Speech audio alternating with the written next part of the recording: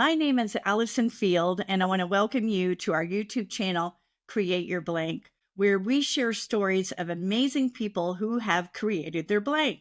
We share how they got started and what inspired them on their journey of creating where they are today. Our wish is for you to experience your fullest expression so that your life can be full of joy and passion because you're connecting with your heart and letting it guide your path. Today we have Lynnea Tai with us in the studio. I'm so excited to have her on with us so she can share her story with you. Welcome, Lynnea. Thank you so much for having me. Yay. So you look gorgeous. I love your whole vibe. We met when I had our retreat center at Six Eagles Haven, and you came up. I think you had initially we met because you had come to stay at our retreat center, right? Yes. And we met and loved everything about you and what you're doing. And I've been following you ever since. You were making your own jewelry. So tell me, and that has shifted a bit. So, I mean, I think you're still making it, but tell me what you're up to today. Yeah. So I own DarcMoon, and I make jewelry for the intention seeker. So with that being said, is like there's lots of intention within all the pieces I make. The main expression that I create through is creating malas. And for me, I love that there's so much to the mala. There's the history of why the mala is created and the rituals behind that. But then, of course, there's gemstones and the chakras and astrology and Eastern and Western practices that you can put into it. So my main expression is still through creating malas, but I've been doing it almost full time for 6 years now. So within that time, I've probably made about like 19,000 malas hand tied. Yes. And so there is also, of course, there's another layer to it that I like to incorporate is I like to incorporate my real life experiences, whether it's adventure, culture, other artists, other art. I like to incorporate also that into my creations and my design. Very cool. Okay, so let me back up a minute. I want to talk about malas. So your malas are gorgeous, and I have one of your malas, and I love it, and I really connect with it. So tell me a little bit more about a mala for those of us who don't know anything about malas. Yeah, of course. So the word mala, it stems from Sanskrit for a garland. So it's really the mala stems from Hinduism and Buddhism. It's used as a meditation garland is kind of where the word garland attaches into that. The history of a mala is you have 108 beads. So there's a lot of, in different religions and cultures, that number is significant. And then Why is that number significant? There's lots of different reasons, and I actually love all the different reasoning behind it. One can stand for something higher than ourselves. 0 is for emptiness. 8 is for eternity. There's said to be 36 feelings in the past, present, and future. In Sanskrit, traditionally, there's about 54 letters, and 54 times 2 is 108 with numerology. So there's just lots of different reasonings. I also I have very extreme ADD and OCD, and and dyslexia. So math has always been a form of language that has always made sense to me.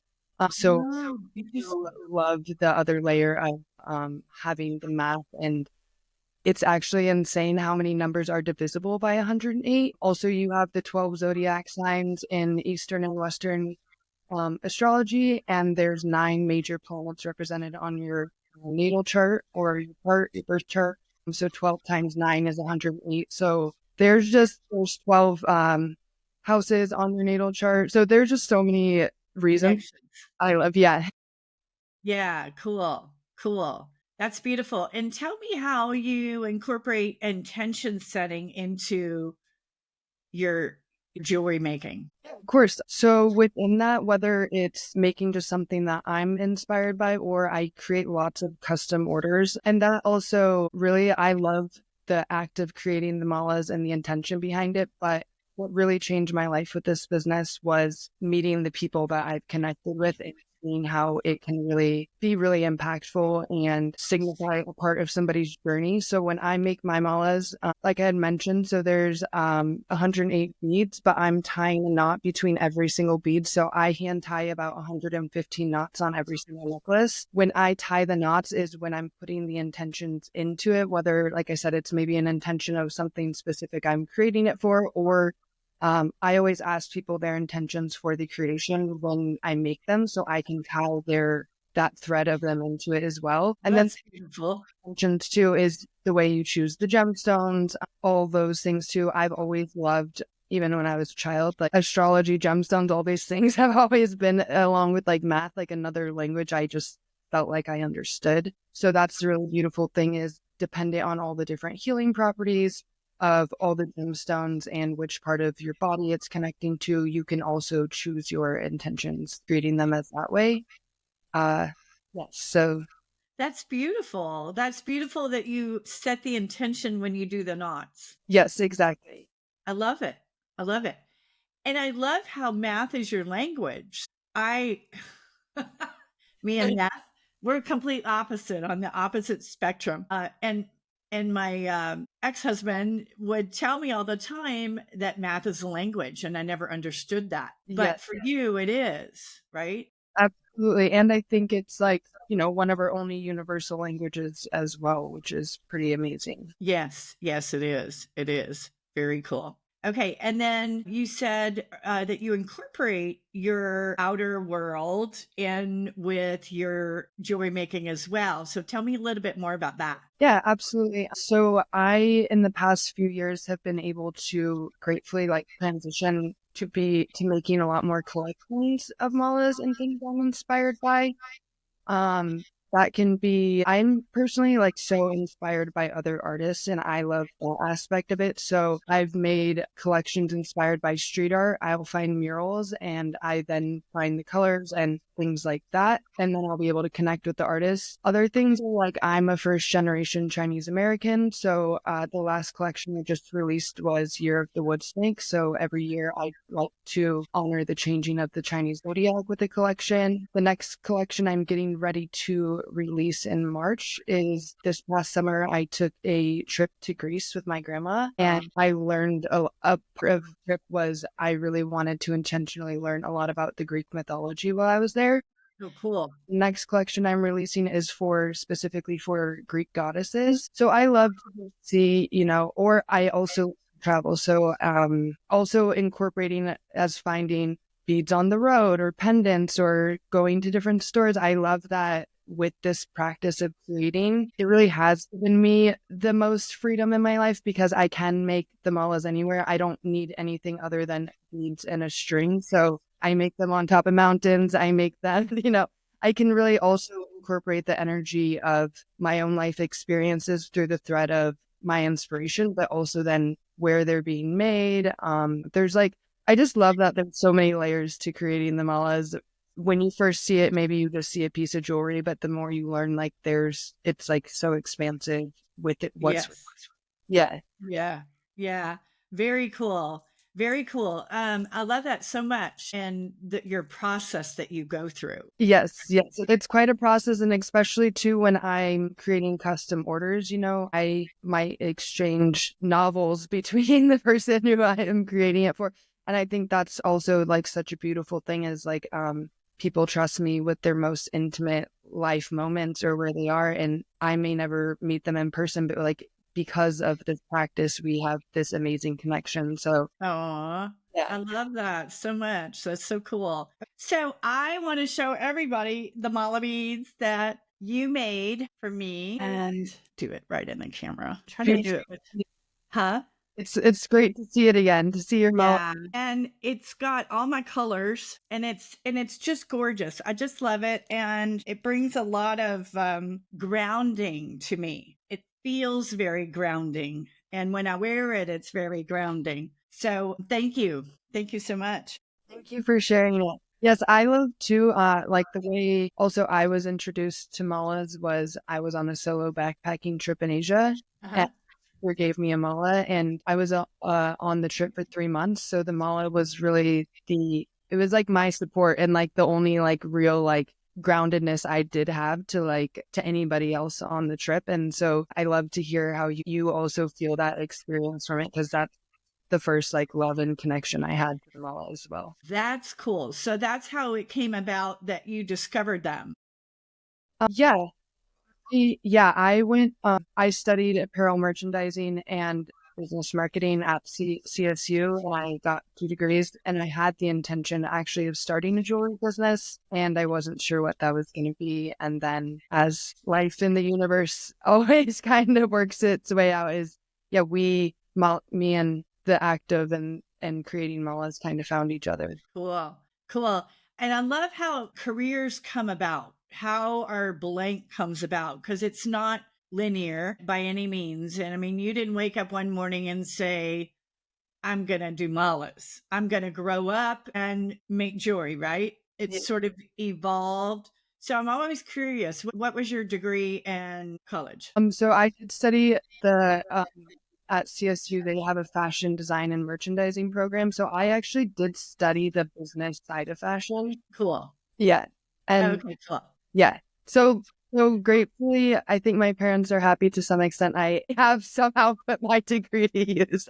It's always fascinating to me because sometimes your degree, a lot of times your degree has nothing to do with how you find your thing, you're right. Yes. But I want to touch on that because I think that your business side of your degree actually benefited you in so many ways, because one of the things I admire most about what you do is not only your style and your creativity and your being, but you're so good at marketing yourself. And I don't know if you know that or if you feel that for yourself, but I see it and I think you're amazing because it's such a natural part of what you do. So tell me a little bit about how it occurs for you. Well, thank you so much for saying that. And I really appreciate that, to hear that feedback, because I think that, when someone says you're an artist, you envision them creating 100% of the time. And I probably spend 50% of the time creating and 50% of the time actually on the business end of it. Yeah. I'm sure, as you know yourself, I do appreciate you saying it feels authentic, and that we have a natural way to do it. And like you said, it's not really linear how we get to here, but even in the past I was tried to do marketing for another business, and it just did not go the right way, until I started doing it for myself. It does feel very Dang. but it was when I tried to do it for someone else, it wasn't the same.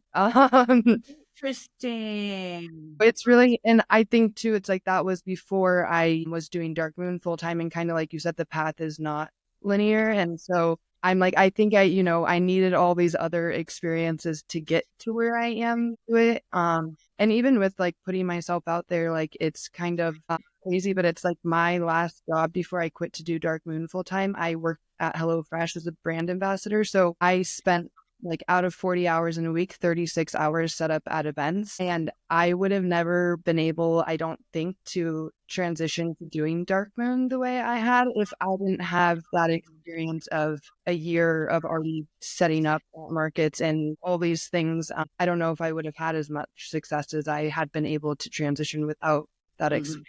Mm-hmm. Yeah, cool. And that's good to look at how that evolved for you. Because you're so good on social media. It's just a total natural for you. You share your making of it, you share where you're going to be, where your markets are, and it's just lovely. And so, yeah, so well spent money for your parents at CSU, right? Making that happen. So cool. So can you tell us a little bit, what do you think is your biggest challenge in what you're doing currently? I think right now, I've been making malas for 8 years, but full time almost 6 years. I think the biggest challenge is, for me, is not really having a mentor or someone. There are people who have jewelry businesses, but creating malas is a really niche and specific type of jewelry. And I think just the challenge, and I think the best thing to be in business is to always be evolving. But sometimes it's like I feel like sometimes a lot of the times I'm kind of trailblazing my own path. Of course, there's lots of people who have done similar routes, but I think just knowing what to do and thinking of how to evolve. And I also think one of the biggest challenges in owning a business and being a creative is staying true to yourself and what you want to create. Lots of times, it was a struggle for me really in the beginning of my business, but people did have great ideas and saying like, you should make this or you should try this.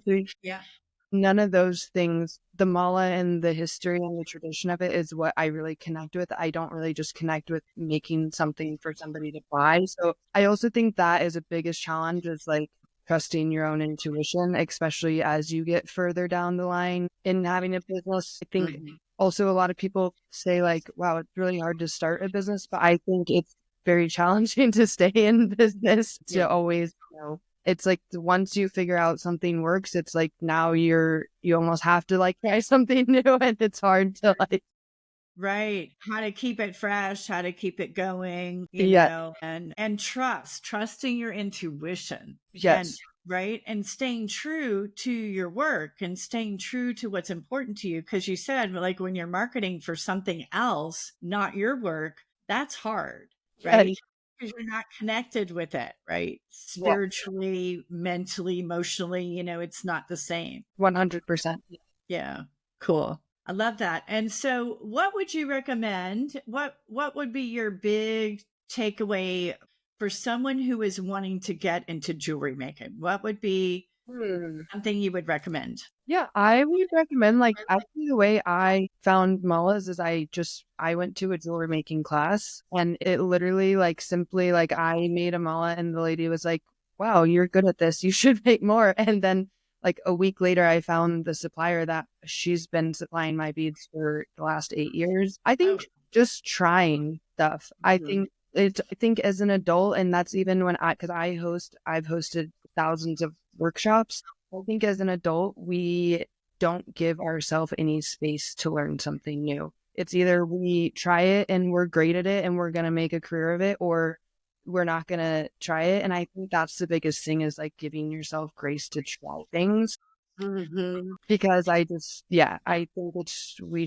that's why I'm always so like proud. And I always remind people when they come to a workshop is like, wow, you've carved out 4 hours of your life to try something new and to do something for yourself. And as adults, like we don't really do that, I feel like.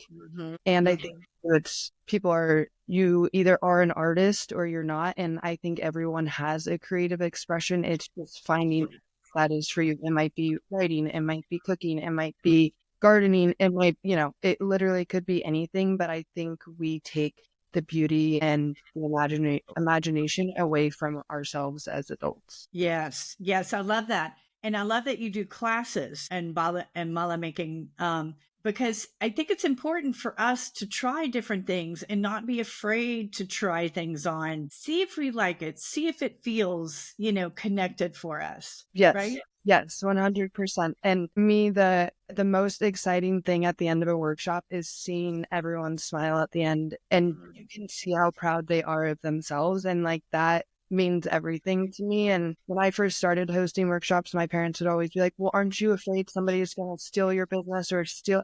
And I'm like, if the mala if it could make anything meaningful and significant in somebody's life the way it has literally changed my life, like that means more to me than thinking about all these other insignificant things. Right, right. I love that. I love that so much. And there's, so a lot of people worry about competition. Oh, well, somebody else is doing that or whatever. But they're not doing what you're doing, right? They're not. Thing too is like you have to believe in your own, that you are special in your own power, because it's like somebody could make the exact same mala as me, but I think that my experience and my knowledge and who I am is going to be different than the makeup of somebody else's. And like I trust that that there's going to be somebody out there who is going to connect with my piece of the medicine that I share is what I like to think, instead of just getting worried about other people. And I think to other thing with malas is if I really believe in the expression and the love of it and the creation of it, then who am I to stop anybody else from doing that? Right, right. You actually are then at the point where you want to encourage other people to try it on, right? Yeah, exactly. Yeah. Yeah, good. I've helped actually many people start their own mala businesses, and I think it's very beautiful that people can be inspired and encouraged and find the connection with it. Cool. Awesome. So what do you have any events coming up that you would like to share with our audience? Yeah, I have my event coming up in Palisade on March 22nd. We are doing a mala bead workshop to welcome the spring. It's also like a small artisan market as well. Oh, cool. Yeah, so I'm partnering with a few other amazing women in Valley, just a way to welcome back the summer. And then I do actually like starting April is really gonna April to pretty much October is kind of like my busiest season. We're Yeah.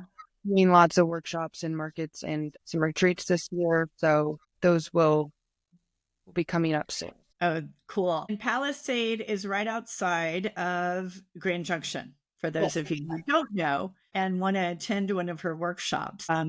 Beautiful area of the western slope of Colorado, and stunning. Palisade is stunning and a great wine country, and they have a lot of bed and breakfasts, and you can ride your bike around town. What a way just to treat yourself and just go for a little retreat and do the workshop and ride your bike around town. And yeah, super fun. Yes, it's so beautiful out there. It We're, is. we're very lucky. And another layer too, if someone is wanting to try out making malas and not located in Colorado, is I do also have a YouTube channel and I Oh, sell cool. kits and I provide you with everything you need to be able to make it at home, the way to set your own intentions, do your own ritual around creating it as well. Oh, that's cool. That's cool. So we'll include that information in the show notes for everyone. Thank you. So that's so lovely. Thank you so much for spending time with me today. Loved having you on and sharing and learning more about your journey. So if people want to reach out to you, how do they connect? You can find me at DarcMoon, but it's with a C, DarcMoon.com. Also on social media is just DarcMoon with the C. I will be able to connect and yeah, mostly through my website or social media. I also have a newsletter and all those things as well. Okay, cool. So they can sign up with you On, there. exactly. Cool. All right. And we'll also have all of that in the show notes for everyone as well. So thank you again for joining me today. And if you enjoyed this segment, feel free to add comments as we'd love to hear from you. And if you'd like to receive notifications of future episodes, please hit that subscribe button. Thank you so much for tuning in, and I hope you have a beautiful day. Thank you.